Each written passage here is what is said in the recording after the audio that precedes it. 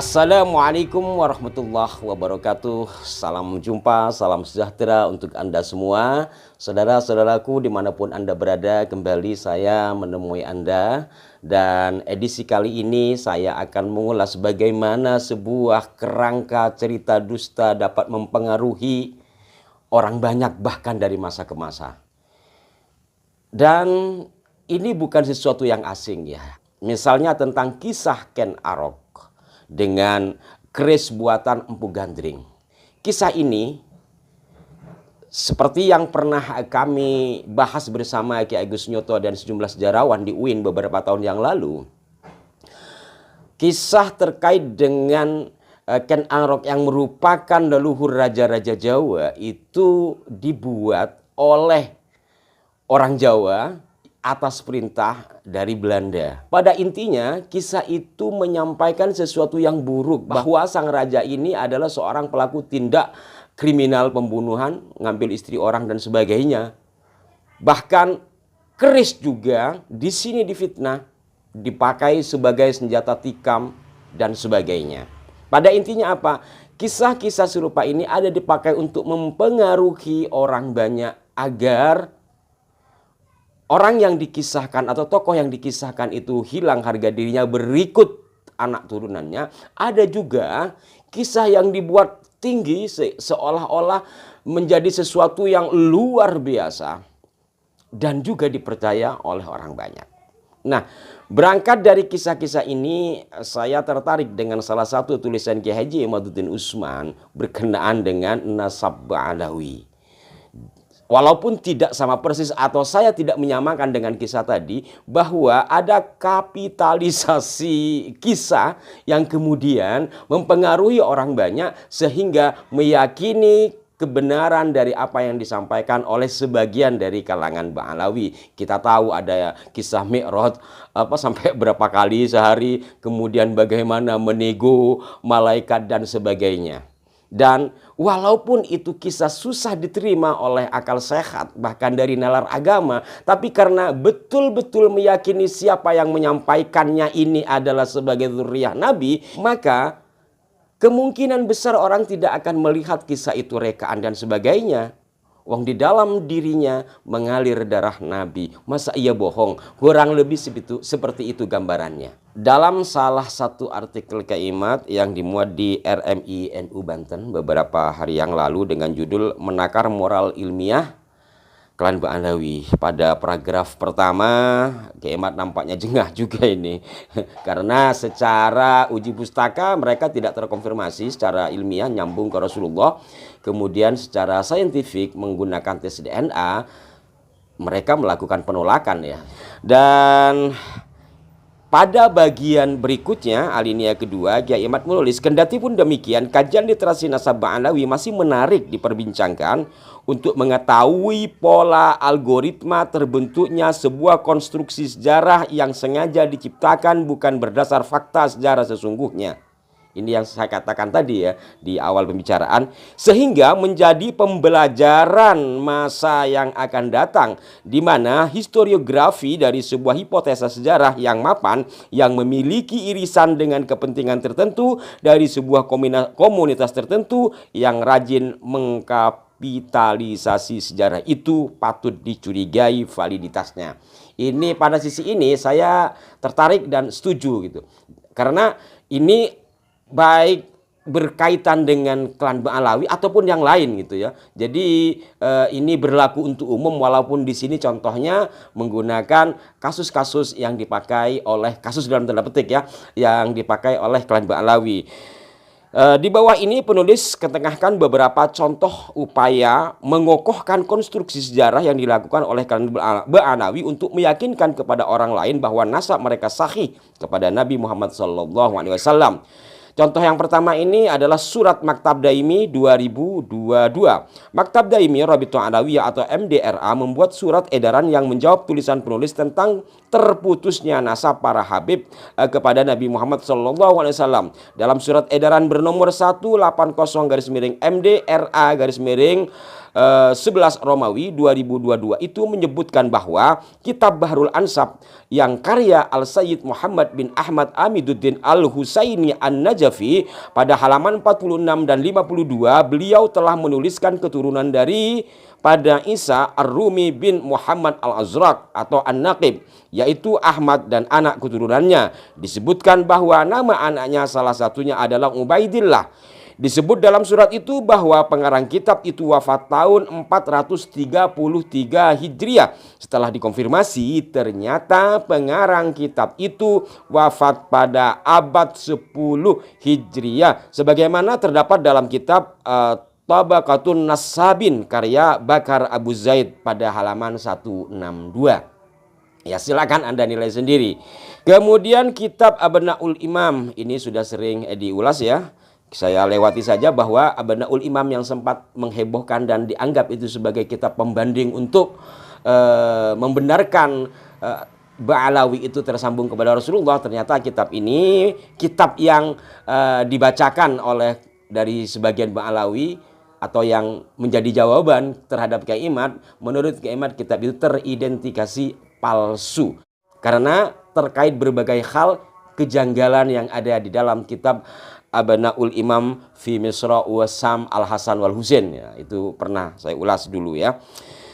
Kemudian pada bagian berikutnya kitab Al-Burqah Al-Musyiqah ini juga sering dikupas tetapi menarik karena Kyai Imad dan beberapa kritikus nasab katakanlah demikian ini sering mengungkap kitab Al-Burqah Al-Musyiqah ini dianggap sebagai peletak dasar pertama adanya kalangan Ba'alawi, kurang lebih seperti itu. Saya bacakan untuk yang ini. Habib Abu Bakar Al-Sakron dalam kitabnya Al-Burqah Al-Musyiqah ketika menceritakan kisah tentang Ubaidillah Alwi bin Ubaidillah, Muhammad bin Alwi, Alwi bin Muhammad, Ali bin Alwi, dan Muhammad bin Ali Sahib Mirbat, tidak menyebutkan referensi dari kitab-kitab sebelumnya. Al-Syakran dalam kitab tersebut menyebutkan bahwa Ahmad bin Isa adalah seorang imam atau pemimpin, seorang yang ilmunya banyak, ayah dari para syekh, seorang yang disebut oleh para ahli sejarah, seorang yang unggul melebihi ulama semasanya. Ia punya tanah air di Irak, ia punya rumah di Basrah, ia di Irak punya pangkat tinggi dan kekayaan yang melimpah ruah.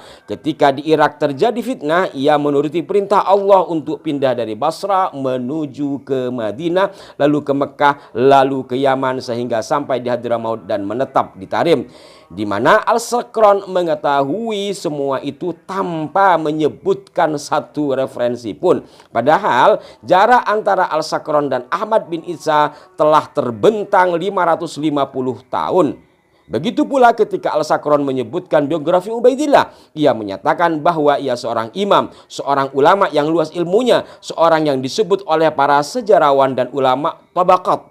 Ia punya 3 anak, Alwi, Basri, dan Jadid. Dari mana Al-Sakron mengetahui semua itu tanpa referensi satupun yang disebutkan?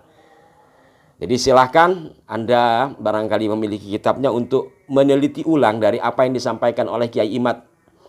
Kalau benar, dalam tulisan sejarah itu kan begitu ya. Kalau benar seperti yang ditulis oleh Kyai Imad apa yang ada dalam kitab Al-Burqatul Musyiqah, maka tentu sebagai sebuah karya ilmiah diragukan. Karena bagaimanapun sesuatu peristiwa di masa lampau tanpa referensi, tahu dari mana kan begitu, maka mengutip atau mencari referensi-referensi, sehingga disinilah Kyai Imad menakar moral ilmiah dari klan Ba'alawi ya. Masih banyak lagi contoh-contoh kitab yang perlu ditakar keilmiahannya. Ada kitab Tarikh Hadramaut, kemudian ada kitab Raudul Jali, kemudian ada kitab Tarikh fi Hadramaut, dan ada kitab apalagi ini banyak sekali. Biar tidak terlalu panjang, saya hanya akan bahas satu lagi, kitab Imam Al-Muhajir. Selebihnya nanti Anda bisa lihat kolom deskripsi, kami akan cantumkan di sana tulisan tentang hal ini. Kitab Imam Al-Muhajir. Kitab Imam Al-Muhajir ditulis oleh Muhammad Diya Shihab dan Abdullah bin Nuh. Kitab ini terdiri dari sekitar 244 halaman, diterbitkan oleh penerbit Darul Syarak tahun 1400 Hijriah atau 1980 Masehi. Kitab ini merupakan biografi dari Ahmad bin Isa yang oleh kalangan Ba'alawi kemudian diberikan gelar Al-Muhajir. Kitab ini diawali dengan mengutarakan keadaan kota Basra abad keempat yang gemilang dengan ilmu pengetahuan dan peradaban. Latar belakang sejarah ini dipetik dari referensi sejarah yang kredibel seperti kitab karya Ibnu Khalikan, Ibnu Athir, Al-Mas'udi, Ibnu Jarir, Al-Suyuti, dan sebagainya. Namun ketika menjelaskan tentang biografi dari Ahmad bin Isa sendiri, penulisnya tidak mencantumkan referensi dari mana ia mendapatkan berita itu. Seperti ketika ia menyebutkan bahwa Ahmad bin Isa mulai belajar dari kedua orang tuanya. Tentu semua anak akan belajar dari kedua orang tuanya. Ini masih bisa difahami walau tanpa referensi. Iyalah ya. Kemudian dilanjutkan bahwa Ahmad bin Isa gemar menuntut ilmu dari para ulama baik di Basra maupun di kota-kota lainnya di Irak. Penjelasan ini seharusnya sudah menyebutkan siapa ulama-ulama yang didatangi oleh Ahmad bin Isa dan dari mana penulis kitab ini mengetahui begitu berita itu. Namun paragraf ini tanpa referensi. Agaknya ia keluar dari imajinasi penulis tentang banyaknya ulama di Irak waktu itu, dan kemungkinan besar itulah yang dilakukan remaja seusia Ahmad bin Isa ketika berada di lingkungan para ulama. Referensi kemudian disebutkan pada paragraf yang lain diambil dari kitab Thawrah Al-Zanzi, yaitu ketika menerangkan bahwa Basra ketika itu merupakan pusat pemikiran yang besar, kota tempat bersinggungannya berbagai macam aliran filsafat, keyakinan, dan pemikiran. Rupanya penulis kitab ini sangat bersusah payah mencari sosok Ahmad bin Isa dalam kitab-kitab sejarah atau kitab lainnya. Ketika menemukan nama Ahmad bin Isa, lalu tanpa diteliti lebih lanjut, langsung diambil kesalahan fatal pun terjadi ketika mengutip sosok Ahmad bin Isa yang terdapat dalam kitab Tarikh Baghdad. Disebutkan dalam kitab itu Ibnu Jarir Al-Tabari menerima surat dari Ahmad bin Isa Al-Alawi dari kota Basra. Lalu Ibnu Jarir membalasnya dengan kalimat "Wahai amirku." Penulis kitab ini kemudian menyatakan cukuplah untuk mengetahui betapa agung kedudukan Ahmad bin Isa dari penyebutan Ibnu Jarir terhadapnya "Wahai amirku." Penulis tidak teliti atau pura-pura tidak mengerti bahwa Ahmad bin Isa Al-Alawi yang dimaksud dalam kitab Tarikh Baghdad itu bukanlah Ahmad bin Isa An-Nakib, tetapi sosok lain, yaitu Ahmad bin Isa bin Mansur. Nah, jadi beda orang ya. Lalu tentang hijrahnya Ahmad bin Isa ke Hadramaut, penulis kitab ini sama sekali tidak menyebutkan sumber kecuali dari majalah Ar-Rabithah tulisan Habib Ali bin Ahmad Al-Attas. Kejadian tahun 317 Hijriah diceritakan oleh orang yang hidup 1000 tahun lebih setelah wafatnya dengan tanpa sumber dari mana ia mengetahui berita itu. Pola penulisan seperti itu kita jumpai dalam kitab tersebut pada halaman-halaman selanjutnya sampai akhir kitab.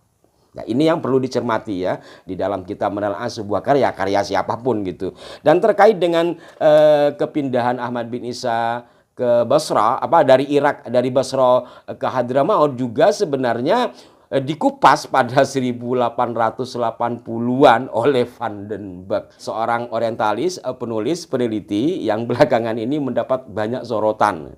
Mungkin yang menyoroti ini sebagian tidak membaca bukunya langsung. Dianggap bahwa Van den Berg lah biang kerok menjadikan klan Ba'alawi ini sebagai Habib atau sebagai Sayyid di sini. Padahal dalam buku Van den Berg sendiri Hadramaut tidak menceritakan seperti itu. Terkait dengan kisah perpindahan Syekh Ahmad dari Basra ke Yaman juga dikisahkan di sini oleh Van den Berg ya pada halaman 34.